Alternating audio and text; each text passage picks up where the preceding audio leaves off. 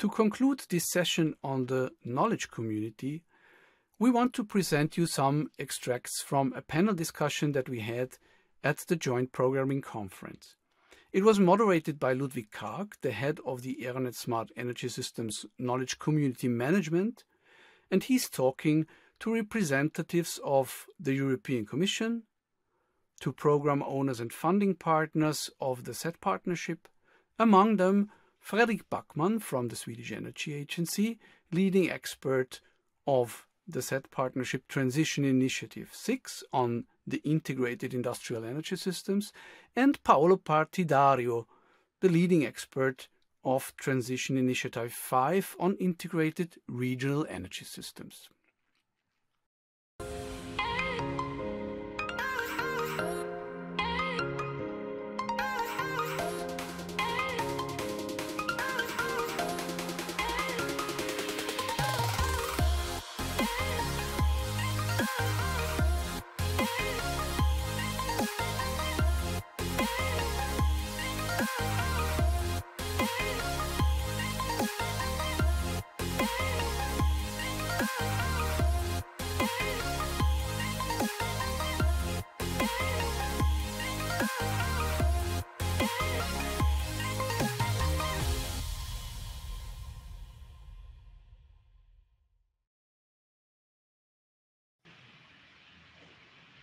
Yeah, welcome.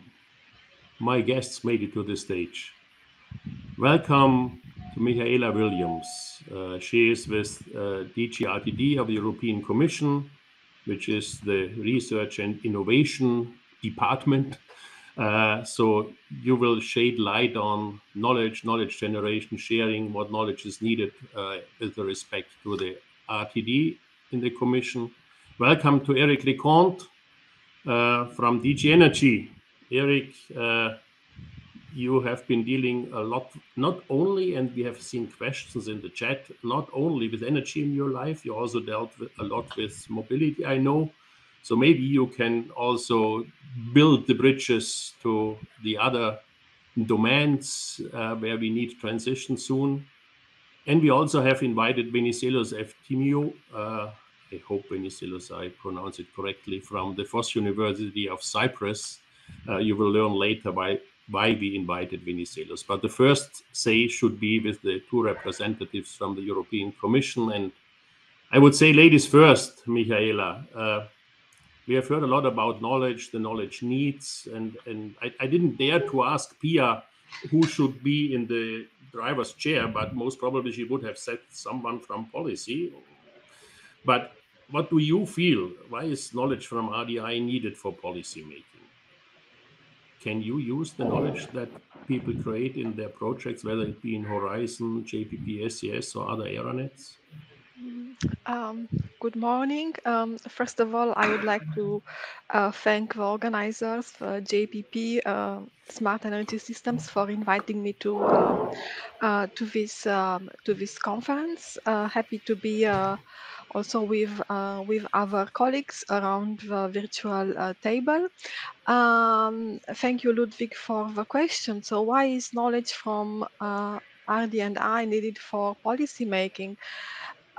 This knowledge it is needed because we have to conduct a monitoring and evaluation of research and innovation programs. We have to see to what extent the set objectives were achieved, and also if the expected impacts, for example, materialized or not.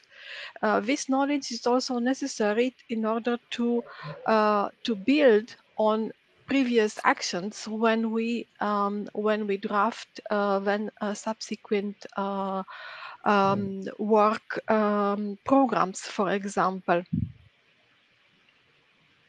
Okay, I mean, you can step in, Eric. Please share the stage with Mihaela. What are the measures of the Commission? I mean, you fund the JPP-SES and others fund projects. They create a lot of results, insights, knowledge. how do you from the Commission get to that? What are the measures, what are the means to get to the knowledge that has been created in the research activities? Yes, good morning.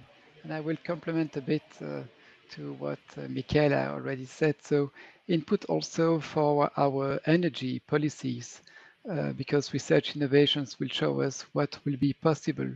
And that helps us setting new targets. For instance, the targets for renewables. We could have never set them without a clear vision. What will be future in the possible? We all know that in order to reach the climate neutrality, we will need technologies, and 50% of them are not yet mature and still to be further developed. So very important for the input for our policies like energy system integration strategy, hydrogen strategy, renewables directive, energy efficiency, and also the coming soon the digitalization of the energy action plan. So we really received valuable inputs for developing those policies. And so to your question, what measures we tackle? So of course now the management of the RNI projects from Horizon Europe is externalized to the executive agency, CNER. And so we have to better organize now the flow with information back to the Commission. And this is what we do in a structured and planned dialogue with CNER. CNER is organizing meetings of projects in clusters so that they exchange information among themselves, but also invite us, the colleagues, to participate and get information. Also, Eric, you are also a link to the JPP-SES and to the CTP to come. Is the ENER also taking care of the results and knowledge that is created on these member state level initiatives?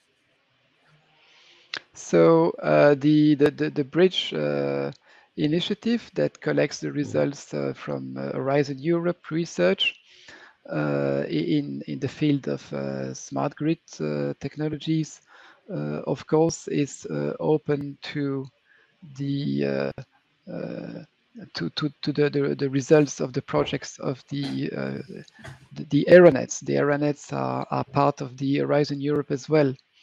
Okay. And I think that more and more there should be more exchange between those various types of projects, like the aeronets, and in the future the Clean Energy Transition Partnership, where it's more led by the member states, and so with a strong national dimension. Coming back to this shiny word of knowledge, we had heard a lot about what is it, and some one has said there's a difference of information and knowledge. Frederick, did you explain to me it once, or who was that? What's the difference of information and knowledge? I think, well, that can be an answer that takes several weeks, but if you're going to make a short answer, I think that you should look at information as something that's more of a maybe like a report or something. You haven't used your brain yet, and knowledge is more of a cognitive work. You take the information from a report and you analyze it and you internalize it, and you use your experience, your cultural background, your educational background, and then it's turned into knowledge that is usable. Something tangible. Yeah, I would say that knowledge is intangible. I mean, it's very difficult to transmit or disseminate usually. Before we go too much into philosophy, maybe a question to all of you guys. What type of knowledge? We talked about informed decisions. We need informed decisions in companies, in policy, in regulation, also in building funding programs. But what type of knowledge do we really need? What is it that we don't know and that we should create, develop, derive but you name it. I mean, we need to convey the results, and Frederick had explained a bit the difference of information and knowledge. We have to convey it to the right people, but will they listen, and what are the means and measures that we could use? I mean, in JPPS, we had invented the policy briefs. That is a very high-level recommendation set that has always every year been created from the product results. We also have spotlights. But what else, or how can we communicate what we found? Frederick, Lisa. I think it's important to create some type of a melting pot with all the actors, so that they come together, they, so to speak, break down the barrier. I mean, JPS's platform and reports and policy briefs and documents, it's all fine, and it's kind of like the basis. But then you need to have this type of forum, I don't know how, but where you can give the actors the possibility to create their own knowledge. I think it's very important to look at knowledge as a personal thing. It's very often that you say organizational knowledge, but that becomes too abstract and often turns into a policy brief. I think you need to come together and together kind of grind down everything that, okay, I have a solution, but that creates a problem for you. Okay, how can we come together and solve this? I think. So what do you say? It's not only the written policy brief. Somebody had said knowledge is always between two ears. So yeah, and I totally agree. You have to bring people together, right? Yeah, and have them experience the other side, so to speak. I mean, I have been involved with the energy efficiency networks, and it's always very easy to write and read an energy audit report, but that's not knowledge. I mean, knowledge is when you stand inside the company's process and look and actually see, okay, we can't move this machinery, even though we will, gain a lot of energy, but it weighs 40 tons. I mean, we can't just move it for 2 days. That type of knowledge is very difficult to gain from a report. You need to experience it, so to speak. Lisanne, how do you do that in the Netherlands? Well, how do you get to the king and the queen and the parliament? Yeah, no, I only had one small addition to make, a practical addition to what has already been said, which I completely agree with, and it's getting quite philosophical. How do you say that? Indeed, as well. But just a practical thing that I often experience. In order to be able to make informed decisions, it really helps if researchers are clear about the assumptions that they made, so that we can actually compare studies with each other. We often see that similar studies have different end results, and this helps, of course, for a policymaker if you want to turn your policy a certain way or another, but I don't think that's necessarily the right thing to do. So I think it's important that the researchers are clear about the assumptions that they make, so that we can actually compare different studies and based on that make informed decisions. Yeah, and besides that, I also think that it helps if information is concise, and of course the full analysis needs to be able as background information when you have time to read it. But I also experienced myself that as a policymaker, we're often quite short on time, so it really helps if the researchers and the scientists think carefully how they want to disseminate their information and knowledge. So that's just a very practical thing that I've experienced myself, and wanted to add to this interesting discussion. Yeah. I mean, we have heard that it's not only creating documents, policy briefs, recommendations, etc. It had somehow to bring people together. I remember, Lisanne, I don't know, 15 years ago, I have been invited to the Netherlands to a think tank for creating the sustainability concept of the Netherlands or something. They had collected a reasonable number of experts, people, housewomen, and the Queen. The Queen was there. At that time, it was still the Queen. Is that a way forward to invite people from all types of stakeholder groups to try and convey what we think should be done? Well, I think at least the valuable part of this is I think people better understand each other if they work together. So from that perspective, it makes sense to put people together and to hear about the different perspectives. I think sometimes we can be in our own bubble, and if we invite people from different bubbles, we can definitely learn from them, even though you might not expect as much from a housewife as from a scientist. But maybe Why not? Why yeah, not? that's what I mean. Maybe you don't expect as much, but in the end, it could be very valuable to talk to the housewife as well, and she might have some interesting observations that we could learn from. So yeah, I think I'm not saying this is the way forward and that this won't solve any solution, but I do think it is important to invite people from different groups and with different perspectives. So I'm not surprised that you ended up in this session, but funny to hear. I mean, that's the level. How do you manage that on a national level, maybe?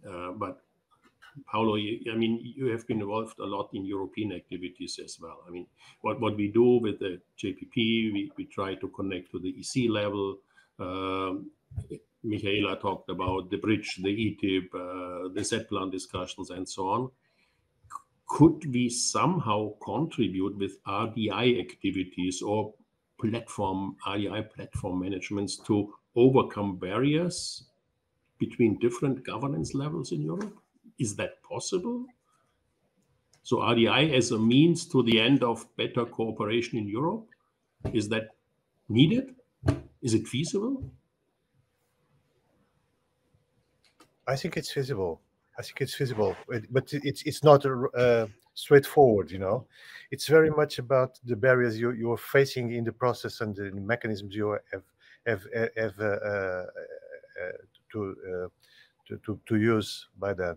I believe one issue, I was listening to you and I was thinking about it depends very much on the complexity of what you are addressing to.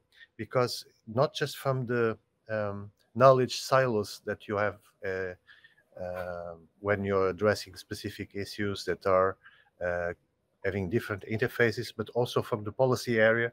You were mentioning about the policy briefs. These are very powerful tools. But if we are just talking about one policy area, that's fine. When you're trying to address other policy areas, that depends a lot on the way these policy areas interconnect. So the silos that you can have, the silo effects you can have, both on the knowledge side and also on the policy side, have to be well managed, very carefully managed. And I think there it's very important to have a good problem definition to start with. It's like the methodologies from the production design, where you starting with a very powerful problem definition, then you get it's easier to get an effective process, and then involving different people, different key actors to address the issue. I mean with that, for instance, an example on hydrogen. Hydrogen, if we are addressing hydrogen for decarbonization, we are in fact dealing with a lot of different people from a lot of different policy areas. And and because of that, it really requires not just deep knowledge on what we want, but how we can communicate to the different policy areas. The goals and the stimuli are different. So it's the different policy layers. So from the commission Yes. down to the municipality or whatever. Oh yeah, and if you go to the layers from a special point of view, it's even more complex because you have to make a bridge between the centralized and the regional approach.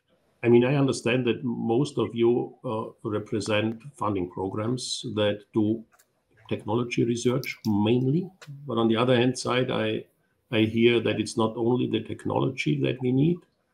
How do we bring that together? I mean, how can you fund development of such people involvement methodologies or whatever has been said?